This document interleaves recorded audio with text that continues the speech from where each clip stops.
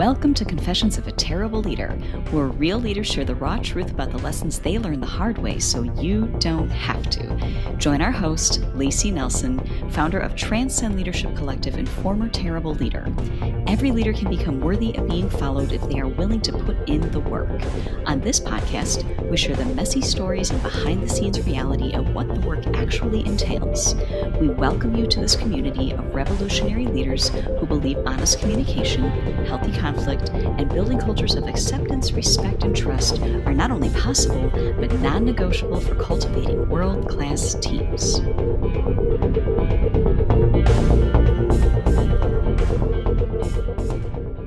Hello, listeners, and welcome to Confessions of a Terrible Leader.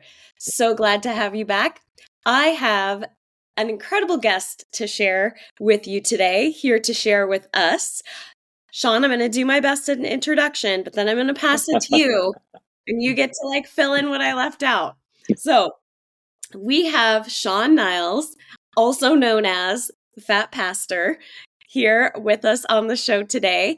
Shawn is an amazing chef.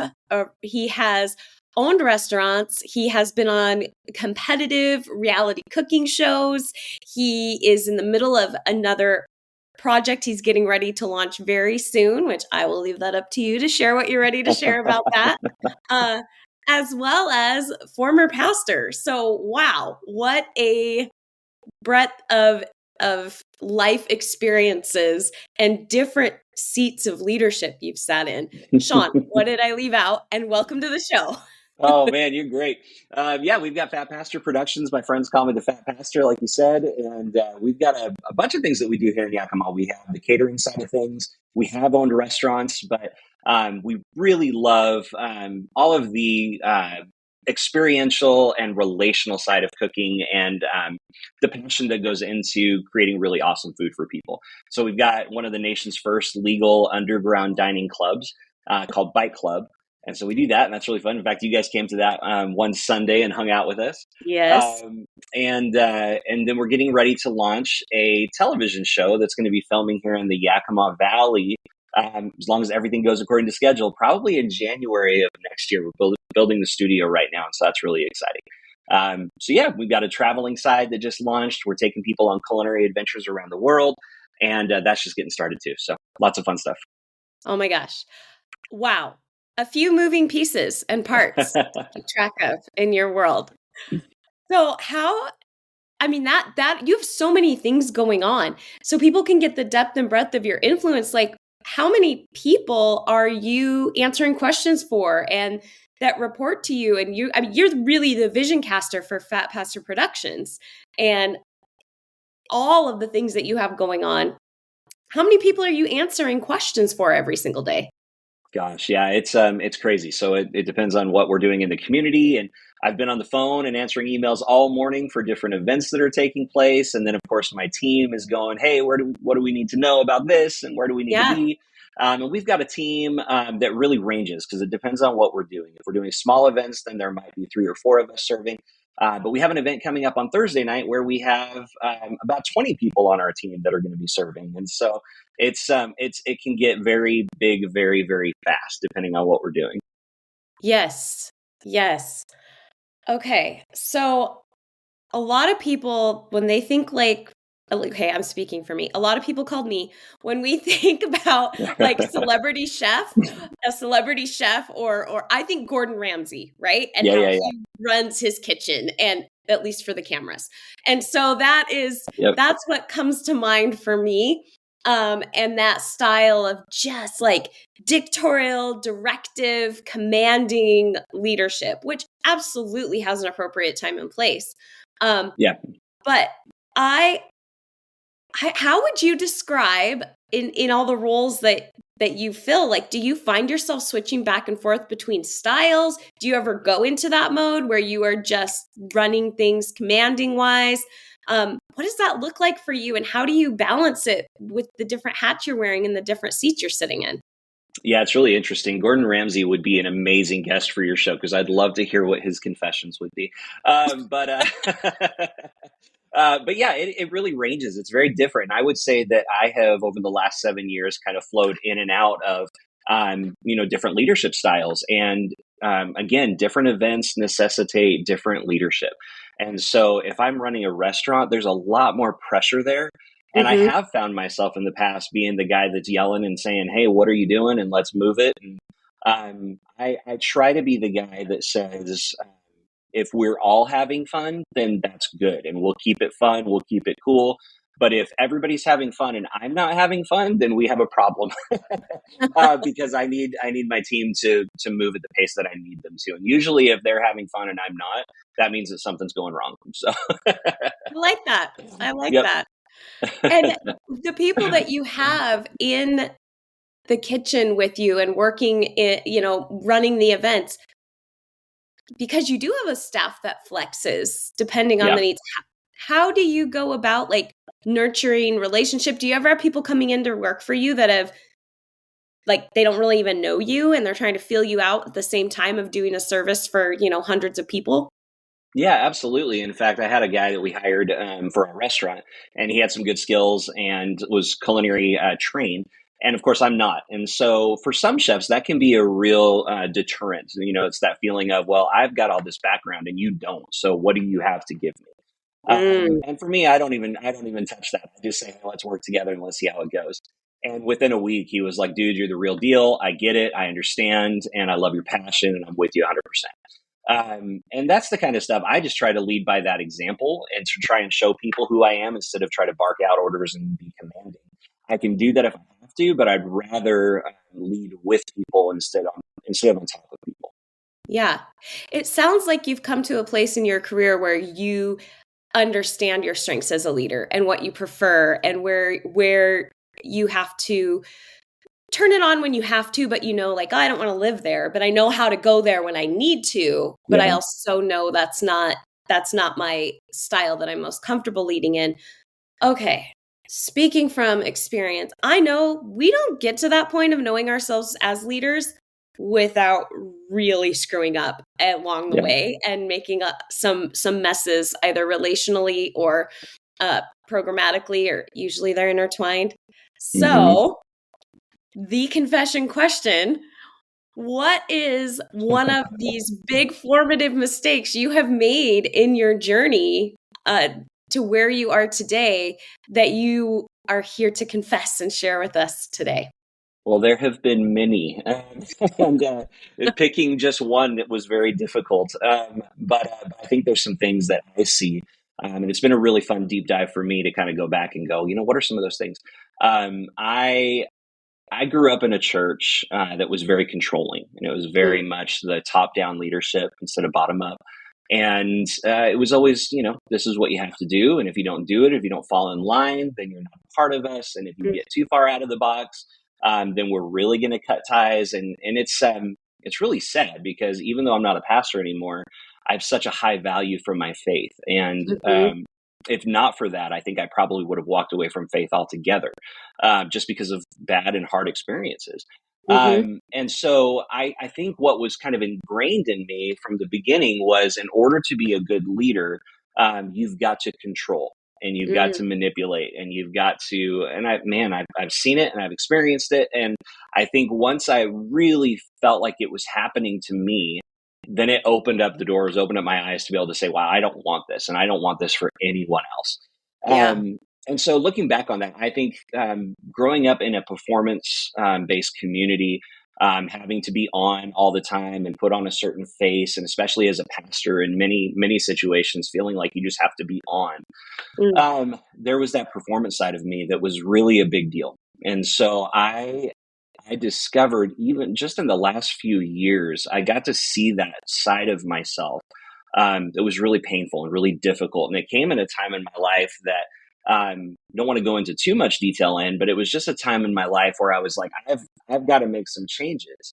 And if I mm, don't make those changes, then everything is on the line. Everything is going to be hard. And so I realized that one of my problems is that I love to bring people along. Okay. And that may seem like a good thing, I think, for a lot of people. And it is, I mean, it really was my, well, probably in 2012 or 2013, I was listening to another leader. I was listening to a pastor.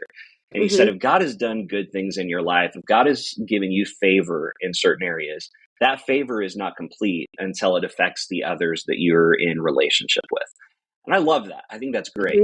The problem is I think I took that way too far, because in my skills and in my talents, I started feeling this guilt and this shame um, if I did not totally bring everybody alongside with me, and make them just as valuable and just as important, to the process as I was. The problems that created is expectation, for one thing, because then I expect everybody to be at the same level as me all of the time. Yes. And then when success was taking place and we were doing well, then it felt like people were trying to get right there in the midst of it. And if things didn't go well, then it was, well, Shawn's responsible and nobody else because he's in charge. And it just created this tornado effect where I am feeling like, I am giving all of this to people who I have brought alongside in many times in equality. Yeah. And now I'm feeling resentful because Yes. I'm not able to lead the way that I need to lead. And so I think that counseling and therapy is incredibly important for anybody. And so I started seeing a counselor, and she's like, Shawn, you need to learn how to value your success without being guilty and without having shame attached to it, and to be able to bring people along, but not at that high of a level until you know who your people are and you're able to trust them on that level, but still not bringing them up to that same place. Because the more that you do that, the more that you're going to end up giving away too much and not Yes. seeing the results of your leadership. What a wonderful, relatable, and painful lesson. Yeah. Yep. Was there relational damage in rectifying that and getting expectations clear and clarity? I know in my own experience, I definitely have broken relationships in learning a very similar lesson. Yeah. Yeah. And I think I'm still trying to sort all that out, Yeah. And I think that some relationships were hurt. Some relationships were absolutely mended. And that was wonderful and is wonderful. Yes. Some relationships are like in the middle. It's like in process, it's like, Yeah. let's see where we're at. Let's see where we can go. It's like life is so fluid, everything is so moving. And when something changes radically inside of you, even though it's for the better, it's so difficult for people to be able to just jump on board with that, because it's a process for me. So how is it not going to be a process for someone else? Right. Right. And sometimes it can feel like even a betrayal on their part. Yep. When you have to rein it back in. It feels, wait, I thought I was going here with you or going there with you, and they don't understand what exactly is happening. They just know it doesn't feel like what they thought it was going to feel like, or what Absolutely. That is such a vulnerable and like I said, relatable share. I want to back up a little bit. Yeah. And ask, what were the things that you can see now in hindsight? Obviously couldn't see them in the moment, but in hindsight, what were the flags or and talking about not just in them, but in yourself and in the way that things were unfolding? What are those benchmarks that you can see now that you're like, oh man, there's a marker where it started to go away, didn't want it to go, that you didn't have the knowledge to be able to have vision for when you were in the middle of it? Yeah. I got this picture at one point, probably, a year and a half ago, maybe 2 years ago, as I was really processing through all of this. And I got this picture of myself on the stage. And in one moment, everybody was cheering and clapping. And I looked out and I saw myself sitting in the middle of the audience. And I was the only one not cheering. And all of a sudden, everyone in the audience was gone. And it was just me. And I realized, like, I'm expecting everyone to shout my praise, but I'm not willing to give myself the credit. And what that's doing is it's creating such a performance piece inside of me that nothing feels real anymore. It feels like all of this is done just for the sake of getting the appreciation and the applause from someone else. I heard somebody say one time they went into Kanye West's house and he had this huge picture of himself on the wall. And they were like, what, why do you have this big picture of yourself in your own house? And he's like, if I don't cheer for me, who else is going to want to cheer for me? There's a lot we can say about Kanye, but we all know, right. Ye, what's his name now? We all know man can cheer for himself. That's right. And obviously you can take that too far. I mean, you can definitely create a whole different kind of problem for yourself. But when you are in that place of where you don't feel like you can celebrate your success and you don't feel like that you can be responsible for the achievements that you have made, then you're constantly in that place of feeling like I'm never doing enough. I'm never making a difference. I'm never doing anything unless I keep performing. And I step back and I'm like, I'm done. And it started with the people closest to me that I'm like, this is my issue. These are the things that I'm facing. And as a leader, I know that I've let you down, and I know that I've let myself down, and I've created a mess. And in the midst of creating that mess, I need help, and I need help to get that figured out so that I can be who I actually want to be, and to be able to feel like I can celebrate myself, whether anybody else does or not. And then allow that to drive success. Did you feel like you knew who you were, or do you feel like you really had to even discover that because you had so many layers of masking on? Yeah, absolutely. No, it was really it was totally an unmasking. I felt naked so many times. And it got to the point of where that actually started feeling comfortable. I'm like, wow, I've never done this before. This actually feels kind of good. So great. And I'm kind of into this, and worked through this with a lot of people, mentors in my life and my counselors and people that I just, could be honest with. I don't think I've shared this with anybody before, outside of my close group. So here you go. My gosh. It really was freeing, and it was scary, and it was like, how do I live in this new place? But I found that my anxiety was reduced dramatically. I found that my attitude in high pressure situations was reduced dramatically.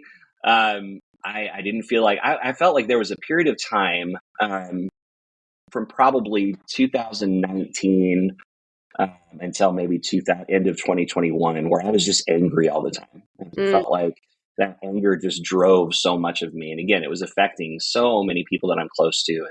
And, people saw one side because of my performance ability. But then I've got my staff in the back, and I'm screaming and yelling and trying to get people in place. And it's just not working. And so it was frustrating for everybody. It was frustrating for me. It was frustrating for everybody. And even with my own family, I think that caused a situation where even for my wife and I, it's like, my wife is going, dude, this isn't working. We're going to have to figure this out.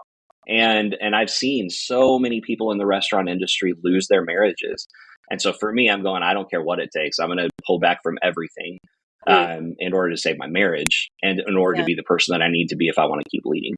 You are now, it sounds like, listening to the timeline, you're in the process of like rebuilding, but rebuilding with a new knowledge and understanding of who you are and who you want to be primarily for yourself, and instead of who you think you're supposed to be for everybody else.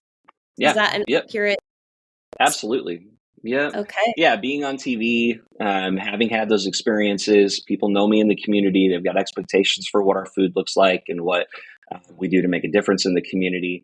And for me, pulling back and going, that matters to me, but not at the expense of my other relationships, because they feel like there's inauthenticity there. And so being an authentic leader is so important. I've seen leaders in my life that were inauthentic. And for me, I'm going, I want to get as far away from those people as possible. Well, shoot, I don't want people to feel that way about me, Right. And so I've had great conversations with my team throughout the process, hard conversations with my team throughout the process. They will tell you that I'm passionate and I'm driven and that I'm focused. But I don't think they would say I'm mean. I don't think they would say that I'm the Gordon Ramsay in the kitchen, maybe. And so that's been good. My right hand in the kitchen is Chef Julie, Yeah. And people know her from the restaurant. They know her from Urban Kitchen. And just working closely with her has been so good because she and I are able to have the coolest conversations where we can be very direct with each other.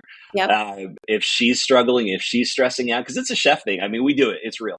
And so if she's doing it, I'm able to calm her down. I'm able to walk through it with her.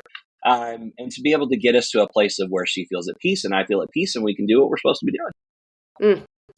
So how would you describe, I mean, it sounds like the impact, the shift, you're unpacking it, you're leading with more authenticity. That's a phrase we hear all the time. Specifically, what is if the compare and contrast of what your leadership looked like without the degree of authenticity that you're now capable of?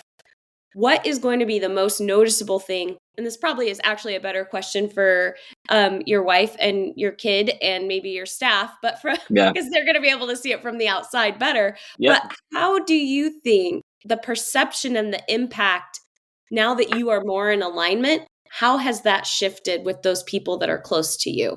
Like what does authentic leadership in action really mean?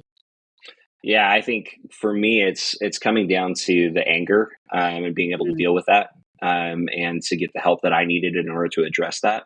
And so I think my wife, probably the first thing my wife would say is, "You're not angry anymore," and that's awesome. And it's been a long time since since that took place. So we've got a great trajectory. We've worked very hard together to get to that place, and I think my team would say the same thing. The people that we hire and bring on board, they love working with us. And so I have really shifted to be a lot more intentional when it comes to the encouragement leadership so that I can help them understand why we're doing what we're doing, why it matters, to the point of where they use that language too, which I love. Yes. I was at an Good. event. We had two events on Saturday night, and so I was catching up with my service lead the day after, and she said, "Oh, okay, so I did this, and we ran this way, and everybody did a great job." And she goes, "And then afterwards, I got together with everybody, and I said, 'Hey, you guys did such a great job. Here's why this matters. Here's why our service is so important, and this is what you did that was so good.'" And I'm like, "Oh, that's Yes. amazing." So Oh, I when love you it. can start duplicating yourself, right? Like Yeah. in the Yep. stuff that matters. Yeah. Would you Yep. say that there's been a shift in you to care to put more emphasis on what's happening internally with your team and how they are being nurtured, encouraged, developed than there is on outward performance? Like, has that flip-flopped? Did it, I guess Oh what I yeah. mean, okay, go ahead. Speak Yeah, to that. no. One of the things that, and you got to be a part of it this last week, but Yes. we are so passionate about just keeping relationships strong because when relationship is strong, then the work is strong. And so on Sunday nights, we have what we call family meal. And everybody on our team is always invited to come and be a part of that so we can just connect. There's no expectation. It's let's just hang out. I'll cook, you guys cook, everybody does something and we're going to sit around and have a good time together just for the sake of having a good time together. In the restaurant industry, that a lot of chefs try to do that right before service, but that's very difficult. For us, it's hey, let's do this once a week where we get together, and then you don't have to work afterwards. You can go home. You can go home. Yeah. That's and so that's been one of the ways that we've really intentionally tried to pour into our team. And the conversations that take place are amazing. We don't say you can't talk about work. We just say, hey, we're going to try and focus on just having a good time. But if you want to talk, let's talk. There's something going on. Yeah. Let's talk. It's been so valuable compared to times when we were just working and connecting during work versus having intentional time to grow together. I love that. So one of the hesitations that I hear from leaders, that finding that balance of really being invested in people's lives and caring deeply for them, which I have a team as well. I care Mm-hmm. very deeply for them. I care about them personally. I would even cross the boundary and say I love them. Like I love Yeah. my team Yep. and love them as people. What the challenge can be is, I guess my question is, how do you navigate that deep care, genuine love, deep relationship with the realities of sometimes people have to be let go. Sometimes you have really hard conversations that can get really sticky when you have deep personal relationships. How do you navigate that? Well, I try to keep the vision in front of the team when it comes to stuff like that. It's like, this is not just a job where you make money. We are out to make a difference in Yakima. And so in order to make a difference in Yakima, we're doing what we do, not that we're doing what we do and we hope we make a difference. And that's huge for us. That's a big deal. And so because the vision is so important and the vision is so big, I am not treating my team with the respect that they deserve if I don't have honest conversations that continue to drive them to, not drive them, but to encourage them and lead them to that next level of service. And so people know that we are known for our interaction. I'm the chef that doesn't stay back in the kitchen. I want to go talk to my guests. I want to hang out with people. I want people to see me. And I want my team to act like that. I want people to say, wow, you've got the greatest team in the world. They're so much fun. And the food was good, but the team was just as good, you know? Yeah. And we've been known for that since the very beginning. And now that we're growing, in the midst of growth, we have to maintain that.